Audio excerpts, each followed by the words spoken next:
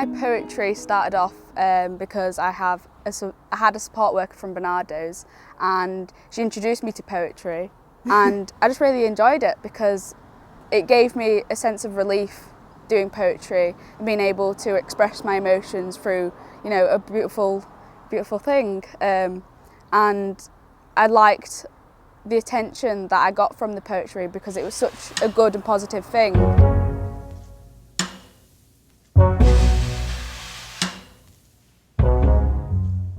A lot of my poems are based off my mental health, so I do struggle a lot with my mental health, and I've got really low self-esteem, so I do struggle to lift myself up and believe in positive things people are saying, which is kind of horrible because people see me as such a bubbly person, but deep down I'm nothing like that. It's just really an act.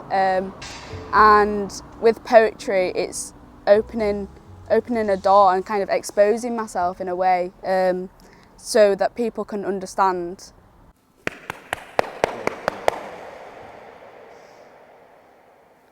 Soaking coldness drips onto my snowy lips, blurred trees behind me, roots that grab my chest and brings my consciousness back and forth.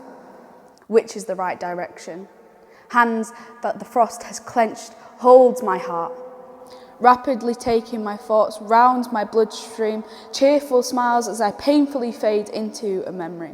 Shock of the wheels that drive by, spinning with my eyes slammed shut and tied down ears, unable to take anyone's hand. Voice box that only explains pain, not thoughts. Eyes that are filled of Friday's assumptions, clothes that walk their own path. Tongue that remembers tasting the fear of 2019. Heart that has taken a huge role because of the brain. Stumbling bones that grind on rustiness. Muscles that grab my soul tightly and become stone. Tears that hurt the ribs of my loved ones. Thoughts that overflow the bucket and fill others. Food that also gets rejected cries. Red wires asking for help. Mirrors that lost their self-worth years ago. Organs that are kept busy and on their toes. Shoes that can no longer run away from the truth. Myself, finding the meaning of self-worth.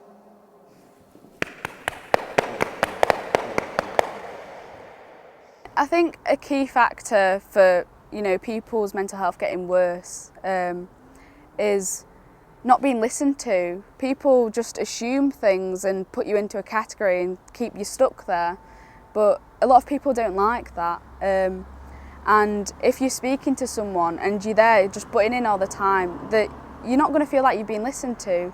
And I know with a lot of services that they do that, and a lot of young people do get let down because with eating disorders, if you're not a certain weight, if you're not underweight, they don't care about you. I mean, that's how it is. Because I've been turned down for disordered eating because I was a healthy weight.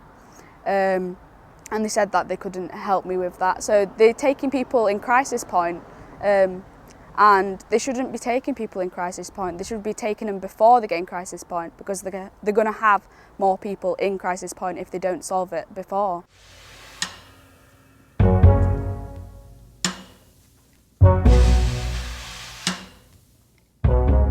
You need to listen to people, and when you don't feel listened to, it's detrimental to your self-worth because you think, oh well, I'm not good enough for them to help me, and then it creates competition. Oh well, I need to get worse because then they'll see me.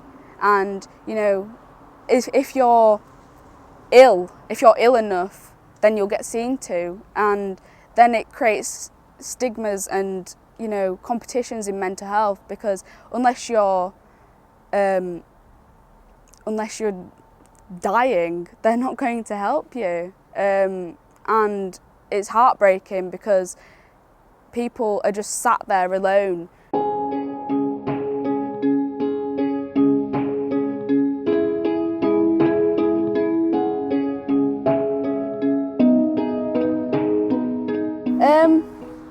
Well, with my overdose, I have had multiple suicide attempts, and I have been in hospital, but my recent one, that was in June, I was in resus because I did take a really lethal overdose. And when you're in a dark place, and because I have no distractions and you're constantly thinking because of, you know, you've got no release, you're just constantly thinking about all the negatives and you get yourself into a negative trap cycle. And my experience was that I've not had quite a good home life, so I've moved in with my friend and that's caused a lot of stress, and I genuinely can't deal with stress a lot, as it puts me in a situation, makes me physically ill as well. And with my suicide attempts, it's always been because I feel like I don't deserve to live, and I don't know, it's just not having the sense of self-worth that people need to have.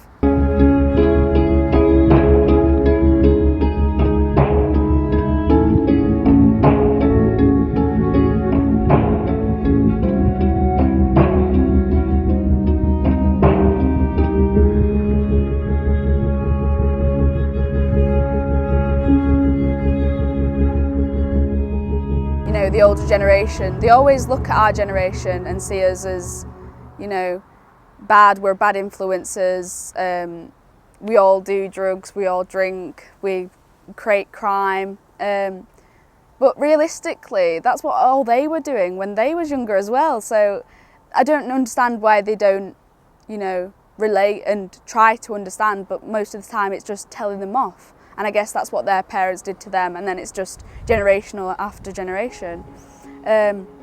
But with my experience growing up, I was always made to be much older and much mature than I am.